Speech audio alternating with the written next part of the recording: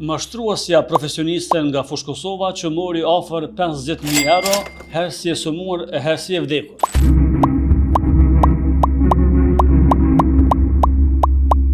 Kush është Fikrie Berisha nga Fushë Kosova, e cila arriti të i mashtroj shumë qytetarë brenda dhe jashtë Kosovës, duke përfituar afër 50.000 euro, si e sëmur e herë si e vdekur. Në gusht të vitet e kaluar, kemi realizuar një emision me Fikrie Berishën, e cila e kishte një histori të vërtet e të dhëmshme, por pjesën tjetër e tëra ishte gënjeshtër.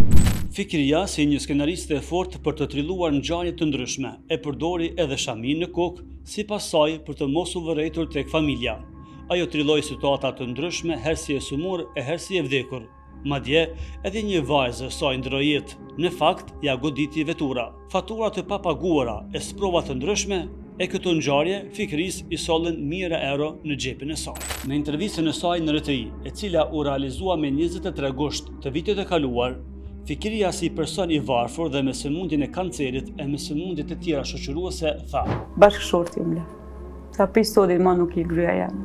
Neurologjia na ka ndihmuar shumë edhe na ka prish shumë mirë. Në gastro, se unë vuj për zorve edhe kam tumor në zorë. Mosha është shumë e rëndë. Mu më duhet pa tjetër me 23 me marrë një injekcion në zorë që me ma zhduk që ato mërë. Më kushton dikun 2.000 euro. Unë kam kështu edhe borgje e shtetit, edhe se kam plan mja pagu, kam uje, kam rryme, kam... Po jo, s'ka mundësi mja pagu. Le të këpucin sa ardojnë, s'ka mundësi mja pagu.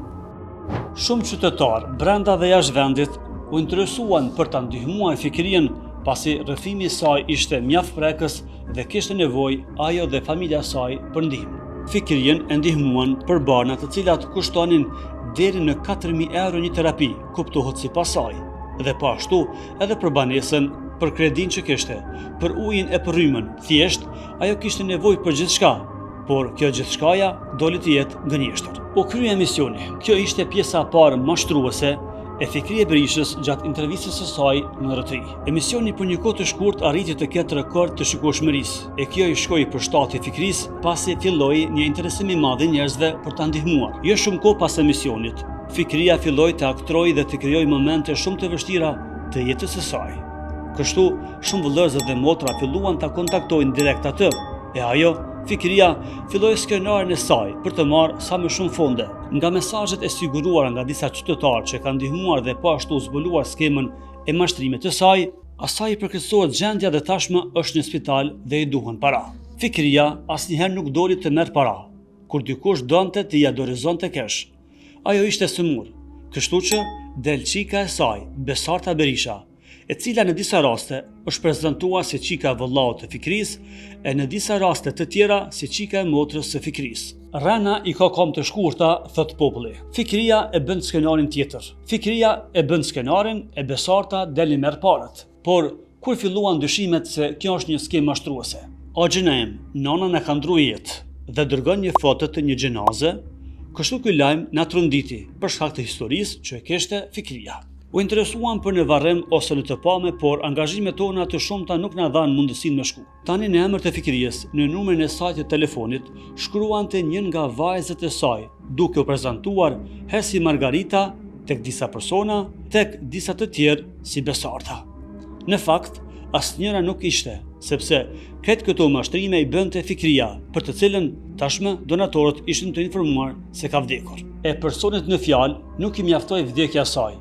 Tashmë vendosi që ta vdes edhe vajzën e saj, si duket janë harxhuar parat. Donatorëve erdhi lajmi tjetër se vajza e saj është në gjendje kritike sepse e ka goditur vetura. Ajo tashmë është në spitalin e Prishtinës, e që duhet shumë shpejt me dërguar edhe në Shkup. Por shumë e rëndësishme është kjo. Kur donatorët janë interesuar për ta parë gjendjen e saj shëndetësore, analizat CT e tjera, motrat nuk kanë pranuar, duke ikur pyetjeve në mënyra të ndryshme. Pra, s'ka asnjë dokument që motra është e sëmur apo e goditur nga një veturë. Të vetmën dëshmi që kanë përdorur motrat, në fakt prap atyre ka qëndruar Fikria, është një foto e vërtetë.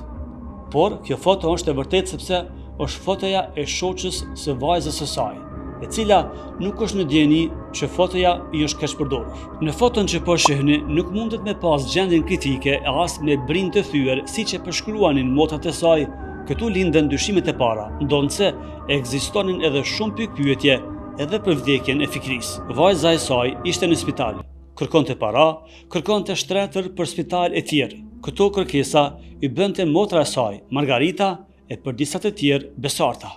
Në fakt, krejt këto kërkesa i ka bërë Fikria. Historia vazhdon.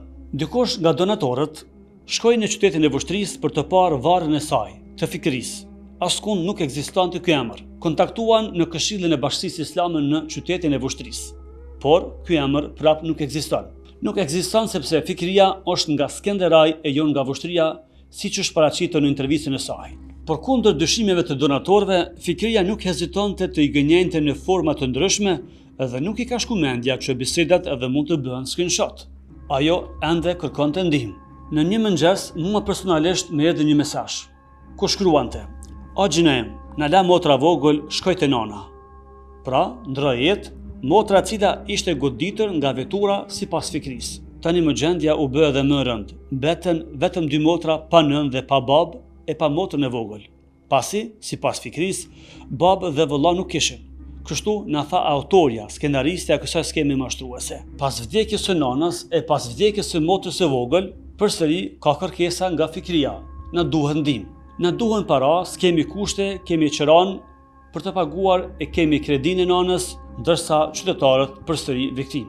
Kjo është pjesa e parë e kësaj video për mashtruesen nga Fush Kosova. Takohemi në pjesën e dytë.